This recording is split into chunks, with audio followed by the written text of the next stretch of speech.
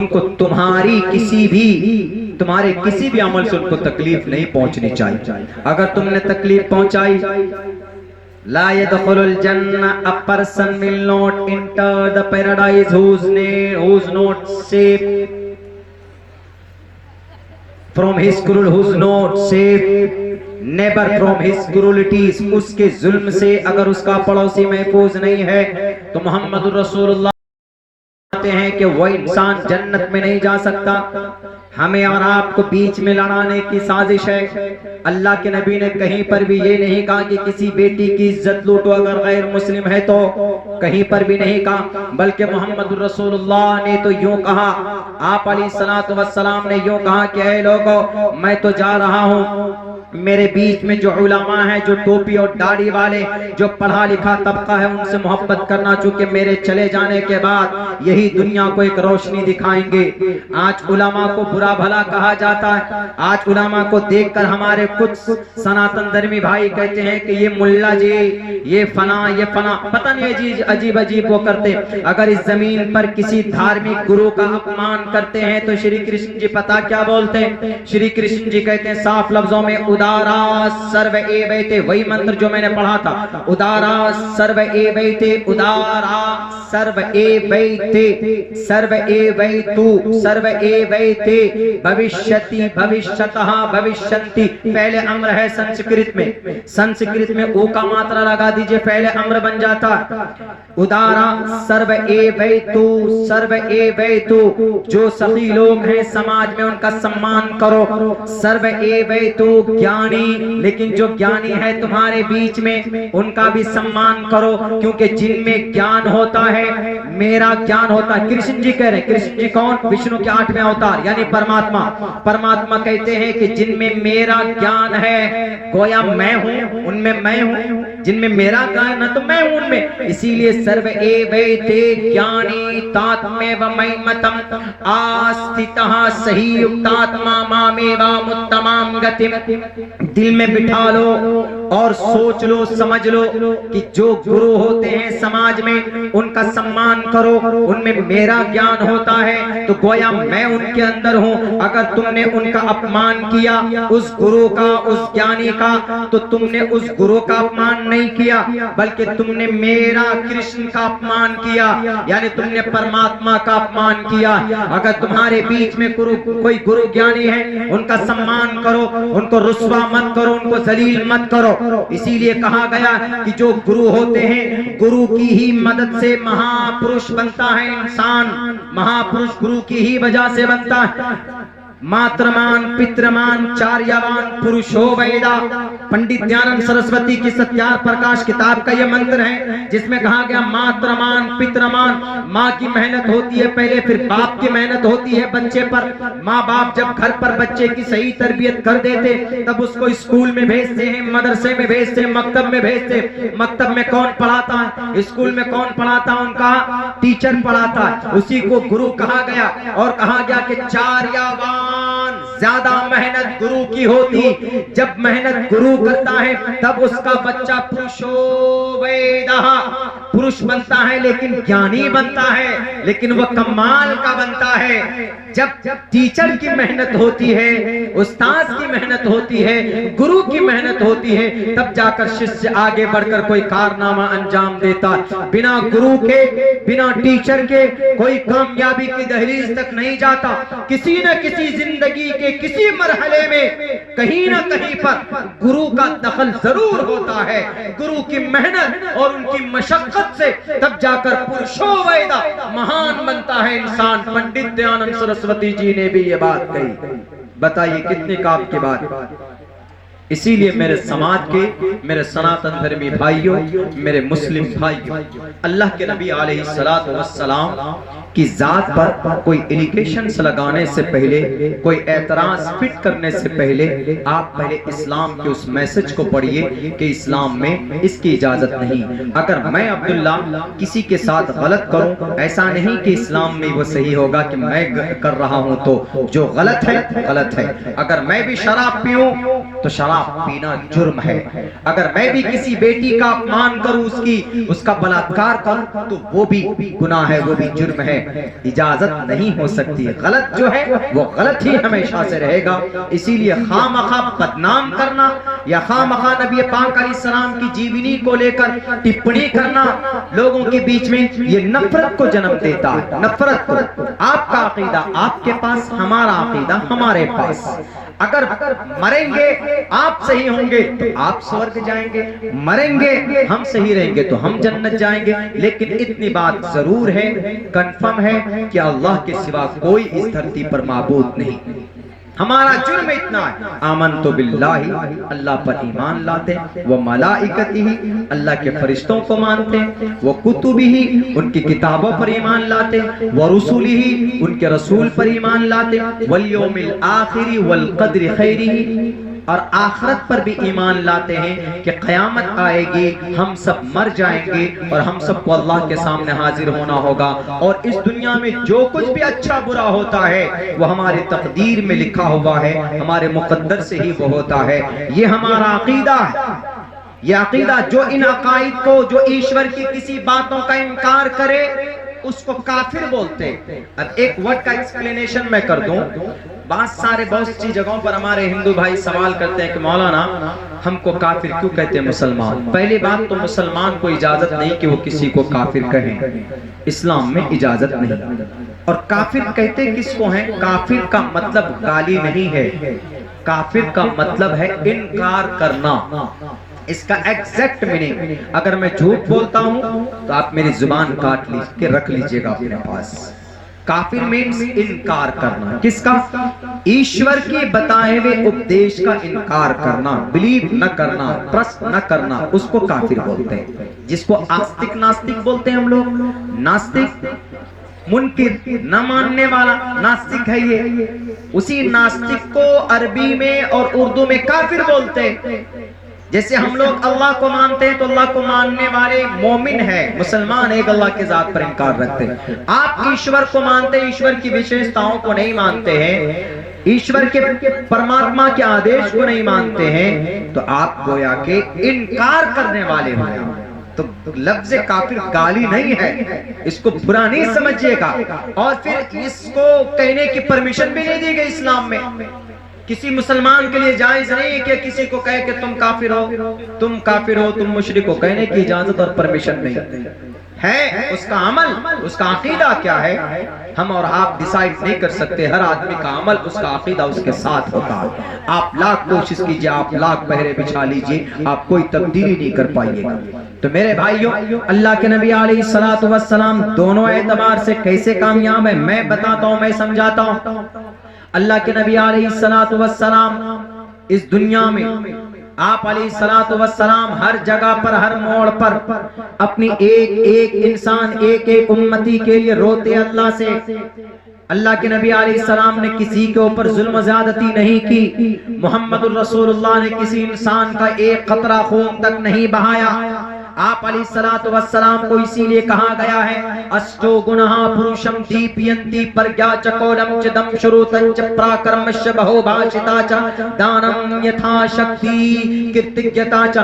بڑی طاقت ہونے کے باوجود بھی انہوں نے کسی کے اوپر ظلم نہیں کیا, بلکہ اس دنیا کو فنا ہونے سے بچایا, اس دنیا کو تباہ ہونے سے بچایا ہے. اللہ کے نبی علیہ السلام نے بچایا اس دنیا کو تباہ ہونے سے, تو بچانے والے کو لیڈر کہا جاتا ہے. اگر آج آپ کے اوپر کوئی کیس بک ہوتا ہے تو آپ اپنے ودھائک جی کو, آپ اپنے ایم پی صاحب کو فون کرتے ہو کہ سر ہمیں بچا لیجئے, یا کوئی بھی آدمی آپ کو تھانے سے بچا لیتا ہے, پولیس کے چنگل سے بچا لیتا ہے, یا کسی پریشانی سے آپ کو باہر کر دیتا ہے, تو آپ اس کو لیڈر مانتے ہو. آپ زندگی بھر ان کے سامنے اپنے سر کو جھکا کر رکھتے ہو. کیوں؟ کیونکہ ان کے سامنے انہوں نے ہماری پریشانی میں ہماری مدد کی تھی. میرے بھائی بھائیوں پوری دنیا کو اگر کسی نے بچایا محمد الرسول اللہ صلی اللہ علیہ وسلم کی ذات اقدس ہے. کیسے بچایا آپ نے؟ اس امت کے اندر بہت برائی ہے میں مانتا ہوں, لوگ شراب پیتے ہیں, لوگ زنا کرتے ہیں, لوگ اللہ کو نہیں مانتے ہیں بلکہ غیر اللہ کا دعویٰ کرتے ہیں, بلکہ اپنے اپنے عقیدے کے اندر میں جناب شرک کرتے ہیں, بلکہ اپنے اپنے عبادت کے اندر بھی شرکی الفاظ بولتے ہیں, عقیدہ رکھتے ہیں, کنسپٹ رکھتے ہیں. بلکہ یوں کہیے کہ اس دنیا کے اندر 10,500 انسانوں کی جو دنیا 10,500 انسانوں میں سب سے زیادہ برائی آج کے زمانے میں ہے, آج کی تاریخ کے اندر ہے. ایک ایمان والا بھی جھوٹ بولتا, ایک کلمہ پڑھنے والا بھی نماز چھوڑتا, ایک اس دھرتی کے اوپر ایک اللہ کی ذات پر بھروسہ رکھنے والا بھی جہیز لیتا. شادی کے اندر ہمارے ہندو بھائیوں آپ کے یہاں بھی شراب پیا جاتا, آپ کے یہاں بھی تلک دیا جاتا, جیسے اسلام میں جہیز ناجائز حرام ہے آپ کے یہاں بھی تلک لینا اور دینا ناجائز اور حرام. جیسے اسلام میں شراب کی تھیلی کو ہاتھ لگانا, شراب کی بوتل کو ہاتھ لگانا ناجائز اور حرام ہے, آپ کے یہاں بھی نشہ آور جتنی بھی چیزیں ہوتی ہے ان سب کو ہاتھ لگانا چھونا ناجائز اور حرام ہے. اٹھا کر دیکھ لیجئے شریمد بھگوت گیتا, اٹھا کر دیکھ لیجئے رگ وید, اٹھا کر دیکھ لیجئے سام وید, اترو وید کے اندر یہ باتیں ایکسپلینیشن کے ساتھ بیان کی گئی ہے. اللہ کے نبی علیہ السلام نے اللہ تبارک و تعالیٰ سے دعا کی تھی. کیا دعا کی تھی میں بتاتا ہوں. جب حضرت لوط علیہ السلام, حضرت نوح علیہ السلام نے لوگوں سے کہا کہ لوگوں میں اللہ کا رسول ہوں, تم میری بات پر ایمان رکھو اور اللہ کو ایک مانتے ہوئے رب کی عبادت کرو. قوم ساری مخالفت میں اتر گئی. 70-80 لوگ حضرت نوح علیہ السلام کے ہاتھ پر ایمان لائے. ان کو اتنا پریشان کیا کہ ان کو دعا کرنی پڑی اللہ سے کہ اللہ حفاظت فرما. حضرت نوح علیہ السلام کو اللہ نے کشتی بنانے کی اجازت دی, کشتی بنانے کا آرڈر دیا. کشتی بن کر تیار ہو جاتی ہے, اس کشتی پر سوار ہو جاتے ہیں. 6 مہینے مسلسل بارش ہوتی ہے, زمین سے پانی نکلتا ہے, آسمان سے پانی نکلتا ہے اور پوری دنیا تباہ و برباد ہو جاتی. پوری دنیا میں سیلاب, پانی ہی پانی بھرا ہوتا ہے, ایک بھی انسان نہیں بچتا ہے, ایک بھی مخلوق کا کوئی جوڑا نہیں بچتا ہے, صرف وہ جو کشتی کے اندر سوار ہوتے. پوری دنیا تباہ ہو جاتی. کس بنیاد پر؟ رب کی نافرمانی کی بنیاد پر, نوح کی بات نہ ماننے کی بنیاد پر. ان کے بعد لوط علیہ السلام کا زمانہ آتا ہے. لوط علیہ السلام کی قوم گناہ کرتی ہے. حضرت جبرائیل امین ان کی بستی کو 7ویں آسمان پر لے جا کر پٹک دیتے ہیں. وہ قوم تباہ ہو جاتی ہے, وہ قوم برباد ہو جاتی ہے. وہیں پر اللہ کو نہ ماننے کی وجہ سے لوط علیہ السلام کی قوم کو تباہ کر دیا جاتا ہے, قوم عاد کو تباہ و برباد کر دیا جاتا ہے, قوم سمود کو رب کی بات نہ ماننے پر تباہ و برباد کر دیا جاتا ہے, گناہ کرنے پر تباہ و برباد کر دیا جاتا ہے. بنی اسرائیل رب کی بات نہ ماننے پر فرعون جیسے بڑے بادشاہ کو جناب دریا میں غرق کر دیا جاتا ہے. بنی اسرائیل کو بندر اور سور بنا دیا جاتا ہے. وَكُونُوا قِرَدَةً خَاسِئِينَ, ان کو بندر بنا کر اس دنیا کے اندر پیش کیا جاتا ہے. کیوں؟ جرم یہ ہوتا ہے کہ رب کی بات کو نہیں مانتے, اپنے نبی کے پیغام کو قبول نہیں کرتے. لیکن ان کے بعد نمبر آتا ہے پروفیٹ محمد کا. اللہ کے نبی علیہ السلام جب اپنی بات لوگوں کے سامنے رکھتے ہیں, اے لوگوں قولوا لا الہ الا اللہ تفلحوا, پوری قوم مخالفت میں اتر جاتی. سب سے پہلے کوہ صفا پر آپ علیہ السلام نے جب اعلان کیا تھا, کیا لوگوں آپ نے نبوت کا اعلان کیا تھا تو سارے لوگ مخالف ہو گئے تھے, کسی نے بھی آپ علیہ السلام کی بات نہیں مانی تھی. طائف میں گئے, پتھروں کی بارش کی گئی, نبی کو لہو لہان کر دیا, کسی نے بھی کلمہ نہیں پڑھا تھا. میرے بھائیوں, نبی نے محنت کی, ایک بھی آدمی نبی کی بات نہیں مانی. 23 سال تک رہے, نبی کی بات ڈھنگ سے ماننے کے لیے کوئی تیار نہیں. 13 سال تک مکہ میں رہے, مدینہ ہجرت کر کے گئے, وہاں کچھ لوگ تیار ہوئے, گنے چنے جا سکتے ہیں. پوری قوم تباہ کی جا سکتی تھی. اللہ کے نبی کے اوپر پتھر برسانے والوں کو تباہ کیا جا سکتا تھا. اللہ کے نبی کی بات نہ ماننے والے, آج کی یہ قوم شراب پیتی ہے, بیٹیوں کی عزت لوٹتی ہے, چغل خوری کرتی ہے, سود کھاتے ہیں, زنا کا بازار گرم ہے, نوجوان تباہی کے دہانے پر ہے. تب بھی اللہ تبارک و تعالیٰ نے, پچھلی قوم نے بات نہیں مانی, رب کی نافرمانی کی, تباہ و برباد کر دی گئی وہ قوم. لیکن اللہ کے نبی کی قوم گناہ کرتی ہے، نماز نہیں پڑھتے، جھوٹ بولتے ہیں، رشوت لیتے ہیں، سود کھاتے ہیں، غیر محرموں سے بات کرتے ہیں، بے پردگی ہے، شراب پیتے ہیں دھڑلے سے. In spite of these bad things، ان ساری برائیوں کے باوجود آج یہ قوم زندہ ہے اس زمین پر. کیوں؟ نبی کی دعا کی وجہ سے کہ اللہ میں اس دنیا سے جا رہا ہوں لیکن میری پوری قوم کو ایک وقت میں آپ ہلاک نہیں کیجئے گا. جب تک وہ دعا قبول نہیں ہوئی اللہ کے نبی علیہ السلام اس دنیا سے گئے نہیں. اس دنیا کے اندر بھی اگر اس قوم کو کسی نے بچایا، اس دنیا کو بچایا، تو محمد رسول اللہ صلی اللہ علیہ وسلم نے بچایا. تو یہ دنیا میں کامیاب. دیکھیے وہ انگریز ہے، اس نے کہا کہ دونوں اعتبار سے جو کامیاب ہے، دنیاوی اور دینی دونوں اعتبار سے، تو یہ دنیاوی اعتبار سے کامیابی ملی انسانوں کو. اللہ کے نبی کے صدقے میں سب لوگ زندہ ہیں، ورنہ اس قوم کے اندر اتنی جناب بددینی ہے کہ you can't imagine that، آپ سوچ نہیں سکتے، آپ تصور نہیں کر سکتے. دوسری بات کون سی ہے؟ دوسری بات بھی میں بتاؤں گا، لیکن اس سے پہلے میرے نوجوان ساتھیوں خصوصاً نوجوانوں سے پیغام وہ یہ، اس کے بعد آخر بات کر کے میں اپنی جگہ لیتا ہوں، چونکہ آپ لوگوں کو محبوب نشست آپ لوگوں کی باقی ہے. شعراء کرام آئیں گے.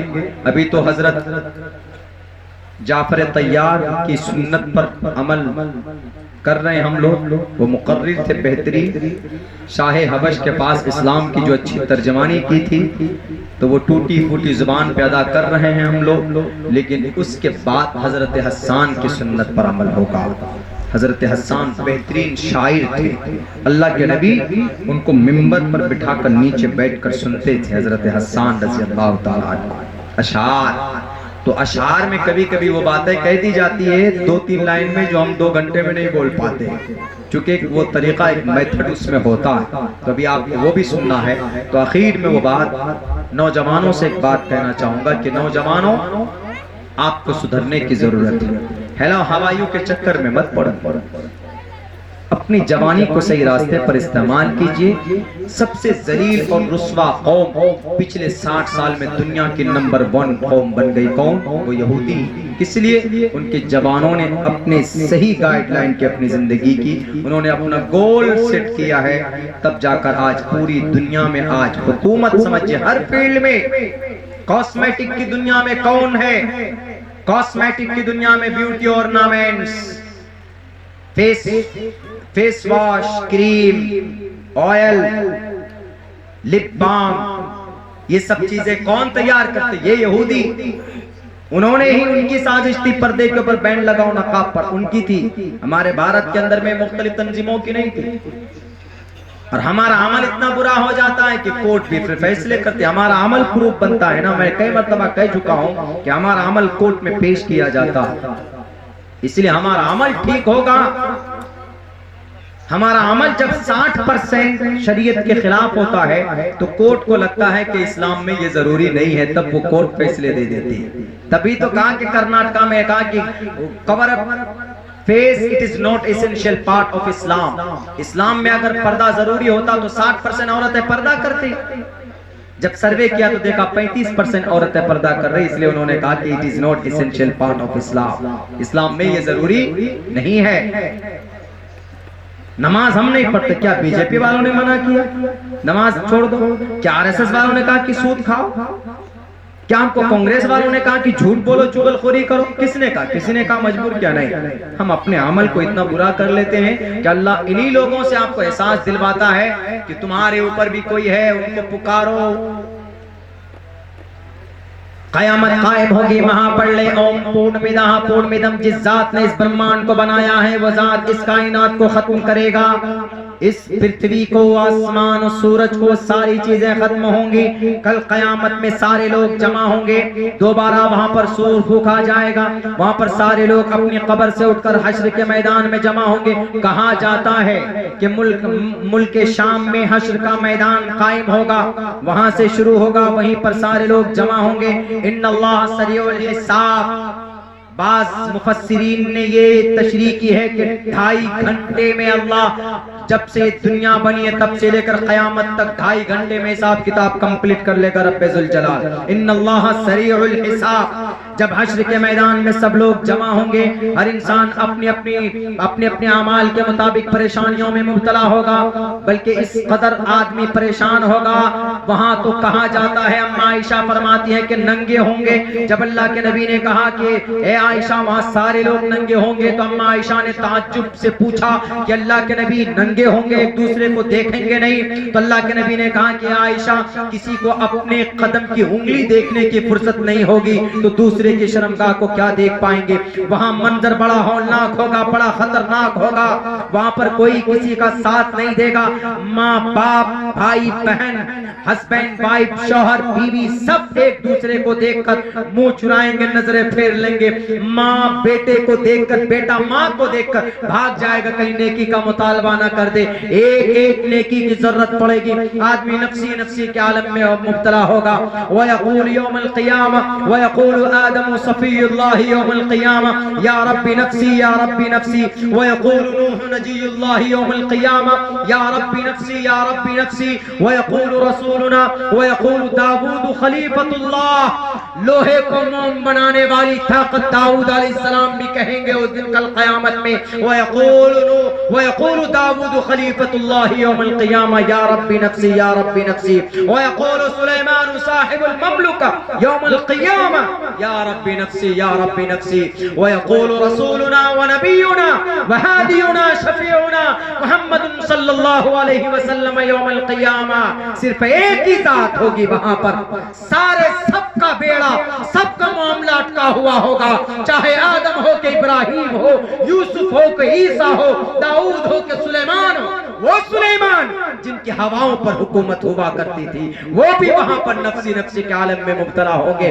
اگر وہاں بھی اس قوم کو کوئی بچائے گا تو اس ذات اقدس کا نام محمد الرسول اللہ صلی اللہ علیہ وسلم، وہاں پر سب کہیں گے یا رب نفسی یا رب نفسی، لیکن ہمارا اور آپ کا رسول کہے گا یا رب امتی یا رب امتی۔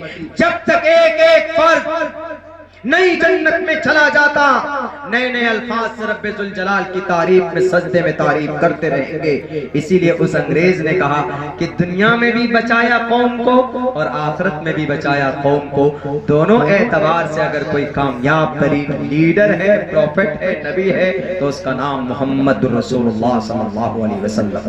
میرے بھائیوں، بس ہمیں اس سیرت النبی کے جلسے سے یہ پیغام لے کر جانا ہے کہ جو باتیں کہی گئی ہے عورتوں کے تعلق سے، ہمارے نوجوان جو محنت کرتے ہیں، مشقت کرتے ہیں موبائل کے ذریعے، آپ وہ محنت چھوڑ دیجئے، آپ مسجد جانے اور نماز پڑھنے کی عادت ڈال لیجئے، آپ کے لیے بہتر ہوگا۔